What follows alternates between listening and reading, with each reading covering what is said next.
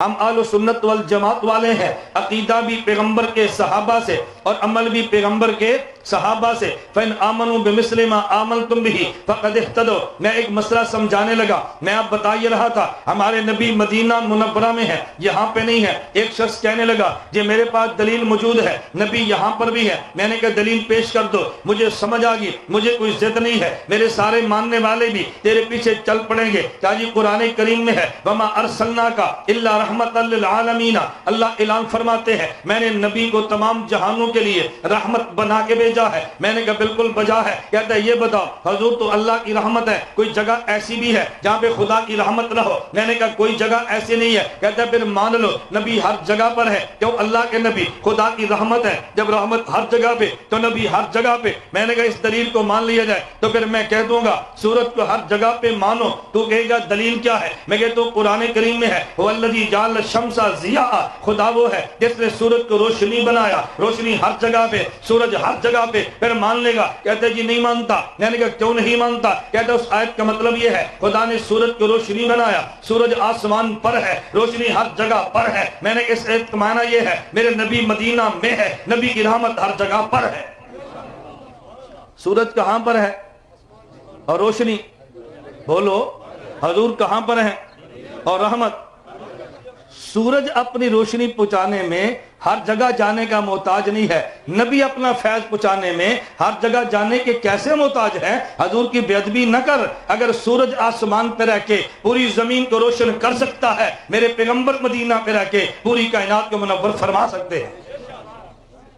بات سمجھ آ گئی؟ حضور کا مقام تو سمجھو نا، نبی کریم صلی اللہ علیہ وسلم ہر جگہ پہ کیوں جائیں؟ میں بتا یہ رہا تھا حضور پوری زمین کے نبی ہے، لیکن پوری زمین پر گئے ہیں؟ نانا حضور نہیں گئے، حضور تو مدینہ میں رہے ہیں۔ پھر گیا کون ہے؟ صحابی۔ کوئی ایران گئے ہے، کوئی کشمیر پہنچے ہے، کوئی افغانستان پہنچے ہے، کوئی شام پہنچے ہے، کوئی افریقہ پہنچے ہے۔ نبی کے صحابہ دنیا میں چلے گئے ہیں۔ میں بات سمجھا رہا تھا، میں نے پوچھا نماز کیسی؟ کہتے ہیں نبی والی۔ اس نے پوچھا نماز کیسی؟ میں نے کہا صحابہ والی۔ کہتے ہیں جی میری دلیل یہ ہے نبی نے فرمایا نماز یوں پڑھو جیسے صحابہ کو پڑھتے دیکھا ہے۔ میں نے کہا حضور تو صحابہ کو ہم نے نہیں دیکھا، نبی کو ہم نے نہیں دیکھا، وہ تو صحابہ نے دیکھا ہے۔ پتہ یہ چلا نبی مدینہ میں ہے، صحابی نے نماز پڑھتے نبی کو مدینہ میں دیکھا تو نماز نبی والی ہے۔ پھر جب صحابی ایران پہنچا ہے، صحابی افغانستان پہنچا ہے، صحابی جب الجزائر پہنچا ہے، اب لوگ نبی کو نہیں نبی کے صحابی کو دیکھیں گے۔ یہی وجہ جب صحابی دنیا میں گیا ہے تو یہ نہیں کہتا کونوا مثل نبینا، کہتے کونوا مثلنا، اے لوگو ہم نبی جیسے ہیں تم ہم جیسے بنو۔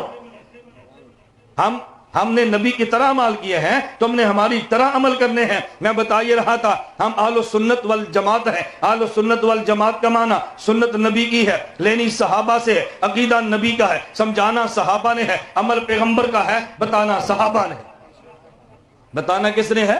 صحابہ نے۔ اللہ مجھے اور آپ کو یہ بات سمجھنے کی توفیق عطا فرمائے۔ میں نے مختصر وقت میں یہی بات آپ کی خدمت میں پیش کی ہے، اور اللہ کرے یہ بات میں سمجھا سکوں اور بات آپ سمجھ سکیں۔ آپس کی لڑائی، آپس کے جھگڑے، آپس کا حسد، آپس کا بغض، آپس کا اناد، یہ امت کو لے ڈوبتا ہے اور آپس کا پیار امت کو تار دیتا ہے۔ ہم آپ سے گزارش کرتے ہیں اللہ سے دعا بھی کرو اللہ ہمارے دلوں میں جو آپس میں غیظ و غضب اس کو ختم فرمائے، باہمی طور پہ متحد ہو کے اللہ کفر کے خلاف ہمیں اکٹھا کھڑے ہونے کی توفیق عطا فرمائے۔ کافر چاہتا ہے مسلمان لڑیں، ٹکڑیاں بنیں، آپس میں گروہ بندی کریں، فرقہ واریت ہو، ایک دوسرے گلے کاٹیں اور ہم ان پہ حکومت کریں۔ ہم ان کو بتائیں بے نہیں، ہم مسلمان پیغمبر کی امت اکٹھے رہ کے کفر کا مقابلہ کر سکتے ہیں اور ٹکڑیوں میں بٹ کے غلط عقائد کی بنیاد پہ کبھی کفر کے مقابلے میں کھڑا نہیں ہو سکتے۔ میں ایک دو بات کی اگر آپ سے اجازت چاہوں گا، ہمارا تعلق چونکہ اہل سنت والجماعت سے ہے، ہم حنفی ہیں، امام اعظم ابو حنیفہ کے مقلد ہیں، علماء دیوبند سے ہمارا تعلق ہے۔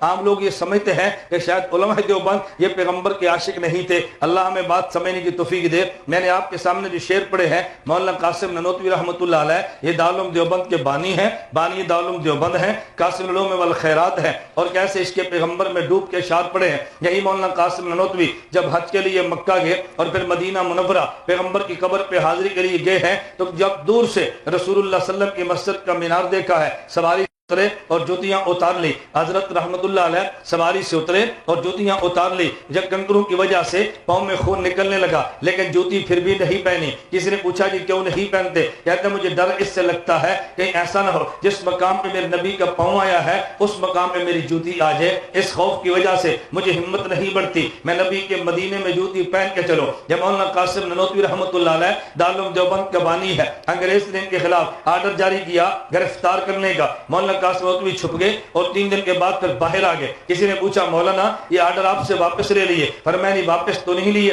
پھر آپ باہر کیوں آئے ہیں؟ گرفتار ہو جائیں گے. فرمایا مجھے گرفتاری کا ڈر نہیں ہے. کہا جب ڈر نہیں تھا تو پھر آپ چھپے کیوں تھے؟ کہتے ہیں میں چھپا اس وجہ سے نہیں تھا, مجھے انگریز سے ڈر لگتا ہے. میں چھپا اس وجہ سے تھا جب رسول اللہ نے مکہ سے مدینہ ہجرت کی ہے اور کفار نے گرفتاری کا اعلان کیا تھا تو میرے نبی جب غار میں چھپے ہیں تو 3 دن بنتے ہیں. 3 دن چھپ کے رہنا میرے پیغمبر کی سنت, وہ سنت زندہ ہوگی. اب مجھے چھپنے کی کوئی ضرورت نہیں ہے, وہ تو میں نے حضور کی سنت میں یوں کیا ہے. یہ دارالعلوم دیوبند کے بانی ہے مولانا محمد قاسم نانوتوی رحمت اللہ علیہ. خدا نے بڑا عشق پیغمبر عطا فرمایا تھا. ایک شخص مجھے کہنے لگا اور میں نے بیان سنا, اس نے کہا جی مولانا قاسم نانوتوی جس کو تم دیوبند کا بانی اور اپنا بڑا سمجھتے ہو وہ تو گستاخ تھے. میں نے کہا کیسے؟ کہتے ہیں مولانا قاسم نانوتوی رحمۃ اللہ علیہ کا ایک بہت بڑا قصیدہ ہے, اس میں ایک وہ شعر پڑھتے ہیں کہ میری ہزاروں لاکھوں تمنا ہے لیکن سب سے بڑی میری تمنا یہ ہے کہ میں مدینے میں جیوں اور مدینے کا کتا بن کے جیوں, اور جب میں مر جاؤں مجھے مدینے کے کیڑے کھا جائیں. میں نے کہا اس میں توہین کون سی ہے؟ کہتے ہیں توہین یہ ہے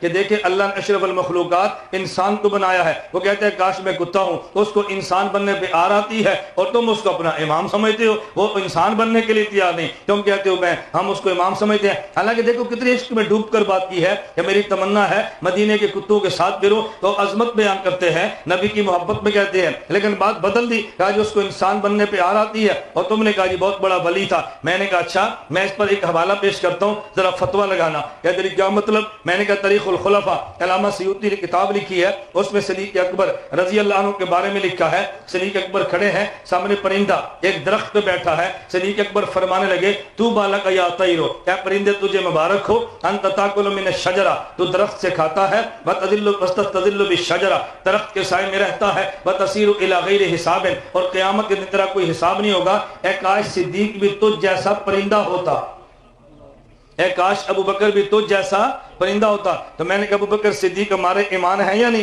کہتا جی ہیں. میں نے کہا امام ہیں یا نہیں؟ کہتے ہیں. میں نے کہا پھر کہنا ان کو انسان بننے پہ آ رہا ہے. وہ کہتے ہیں کاش پرندہ ہوتا. لگا فتویٰ. کہتا ہے یہاں تو نہیں لگا سکتا. میں نے کہا کیوں؟ کہتا ہے وہ خدا سے ڈر کے کہتے تھے اے کاش پرندہ ہوتا. میں نے کہا مولانا نانوتوی حضور کی محبت میں ڈوب کے کہتے تھے کاش مدینے کا کتا ہوتا. پھر یہ نہیں کہا میں مدینے کا کتا ہوتا, پر میں کاش مدینے کے کتوں کے ساتھ پھرتا. یعنی وہ سمجھتے ہیں انہوں نے تو حضور کے شہر کے کتے کو بھی مقام دیا ہے. کہتا جی کتے کو مقام ملتا ہے؟ میں نے کہا جی ملتا ہے. کہتا جی وہ کیسے؟ میں نے کہا اصحاب کہف کے ساتھ کتا چلا ہے, قرآن نے اس کا بیان کیا, خدا نے مقام دیا. اصحاب کہف میں چلنے والے کتے کو مقام مل جاتا ہے, میرے پیغمبر کے مدینے میں رہنے والے کو نہیں ملتا. فرق کیا ہے؟ کتوں کا مقابلہ انسان سے نہیں ہے, کتے کا مقابلہ کتے سے ہوتا ہے. نہیں سمجھے؟ کتے کا مقابلہ کیسے ہوتا ہے؟ آپ کے علاقے میں ایک تھانے دار آتا ہے, وہ نماز بھی نہیں پڑھتا, اس کے چہرے پہ داڑھی بھی نہیں ہے, لیکن فیصلے ٹھیک کرتا ہے, رشوت نہیں کھاتا. آپ کہتے ہیں بہت اچھا آدمی, کہتے ہیں کہ نہیں؟ آپ بہت اچھا, نماز نہیں پڑھتا پھر کیسے اچھا؟ آپ اچھا کیوں کہتے ہیں؟ کیوں؟ ایک وہ جو رشوت کھاتا تھا یہ نہیں کھاتا, تو تھانے دار کے مقابلے میں تھانے دار اچھا ہوا کہ نہیں ہوا؟ اب اس کا معنی یہ نہیں ہے کہ اب تھانے دار کا مقابلہ امام سے کرو. جن دنوں میں صدر ضیاء الحق کا حادثہ پیش آیا, ہمارے استاد سے فیصل آباد, تو انہیں ہمیں کہا ایک ولی تھا جو دنیا سے چلا گیا. آپ جماعتی اختلافات مجھے نہ گھسیٹنا, میں صرف ایک مسئلہ بتانے لگو. کہا جی ایک ولی سا دنیا سے چلا گیا. پھر ہمیں استاد فرمانے لگے تم کہوگی کیسا ولی ہے؟ ادھر کہتے ہو ولی وہ جس کی داڑھی ہو, ولی وہ جو سر پہ ٹوپی رکھے. اس کے سر پہ ٹوپی بھی نہیں ہے, داڑھی منڈاتا تھا, میں نے ولی کیسے کہہ دیا؟ یہ استادوں نے سوال اٹھایا. پھر فرمانے لگے بیٹا تم بات کو سمجھے نہیں ہو, تم ضیاء اللہ کا مقابلہ کرتے ہو پیروں سے, مولویوں سے, پھر تو ولی نہیں ہے. صدر کا مقابلہ صدروں سے کرو نا, پھر پتہ چلے گا ولی ہے یا نہیں. نہیں سمجھ آئی؟ ایک صدر وہ جو لال مسجد کے بچے قتل کرتا ہے, ایک صدر یہ ہے, اور ایک صدر وہ جو بچوں کی حفاظت کرتا ہے. تو صدر میں فرق تو ہوتا ہے نا. صدر کا تقابلہ صدر سے, دکاندار کا تقابل دکاندار سے, مولوی کا تقابل مولوی سے, پیر کا تقابل پیر سے. پیر صاحب تہجد پڑھتے ہیں, اگر دکاندار نہ پڑھو وہ جی بہت فاسق ہے. دکاندار تہجد نہ پڑھے نا, اگر امانت دار ہو, سچا ہو، جھوٹ نہ بولے۔ اللہ کے نبی فرماتے ہیں التاجر الصدوق الامین، ایسا تاجر جو سچ بولے اور ایسا تاجر جو امانت کا خیال رکھے، قیامت کے دن انبیاء کے ساتھ کھڑا ہوگا۔ کس کے ساتھ کھڑا ہوگا؟ دیکھو تاجر کو خدا نے کتنا مقام دیا ہے، دکاندار کا کتنا مقام ہے، بس دو بات کو خیال کرے، امانت نہ چھوڑے، خیانت نہ کرے اور جھوٹ نہ بولے۔ اللہ سے قیامت کو نبیوں کے ساتھ، صدیقین کے ساتھ اور شہداء کے ساتھ حشر فرمائیں گے۔ اللہ ہم سب کو امانت اور دیانت کی توفیق عطا فرمائے۔ اللہ مجھے اور آپ سب کو اہل سنت والجماعت کے عقائد اور اعمال پہ کاربند رہنے کی توفیق عطا فرمائے۔ وآخر دعوانا ان الحمدللہ رب